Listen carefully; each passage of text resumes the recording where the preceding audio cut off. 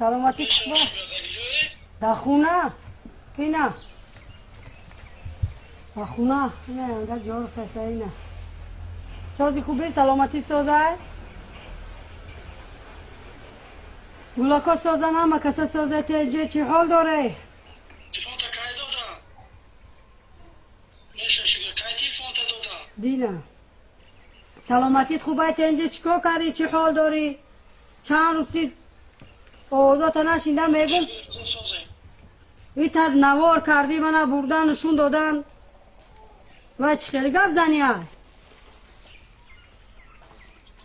چو کردم؟ آخی نمیفهمی چی کار کردی خود گفت زدگی تا نمیدونی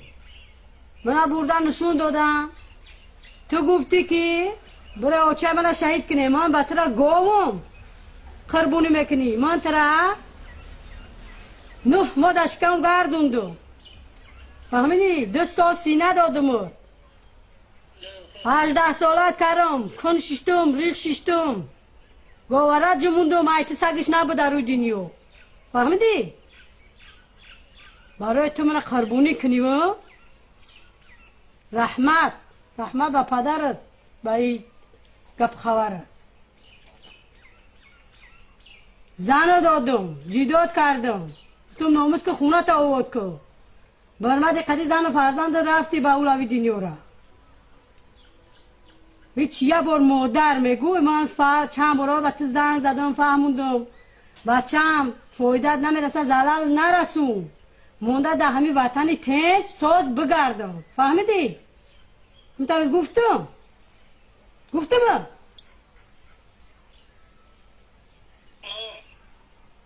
وای چی کار بته کردی و گفزنی و او کار کسبای ترا بینا همین که میگفتن بچه مو تنکه میگو خوب شیده بچه او تنه میکنم این نوروی ترا من ای دهانای مردم شنیده من عقلم نمیرسه که اینترنت بدرم که تو چیا گفته سادی چی گفت زده سادی داوجا میرم ببینم این گپ خبری ترا هزار رحمت به این مادر نگاه کنی تو همون روزای نمیدونی 3 ساله بودی گرزه شدیم نونی قاقه میخوردی در شکافه 46 استودنتو خطی عبدالرحیم اون روزا را فراموش کرده عصر 21 گه چنی دهنت بخور فهمیدی؟ من ترا خبرت کردم بچه گم نزنده ما را اینجا ما عذاب نداره من عذاب ندارم بچم در خونه کم شیشتگی بدم من ترا زایدم مانو چای تو نیستی من نمیپرسم که همون بچه تو چوی تا گم بزن تو بچه های رحمه میگردونی من ترا 100 بار هم نصیحت کردم بچم بچه ها تا فرزنده تا نگاه که همی عبدالرحیم همی تا کردن گوش کو عبدالرحیم همی تا کردن فهمیدی؟ میفارد که با 6 گولاکی تا هم تا شوه من 6 گولاکی را با کلا نمیگیرم فهمیدی؟ من همی غمی عبدالرحیم خطی گولاکاش بس نه مونده همی تا جونم برویه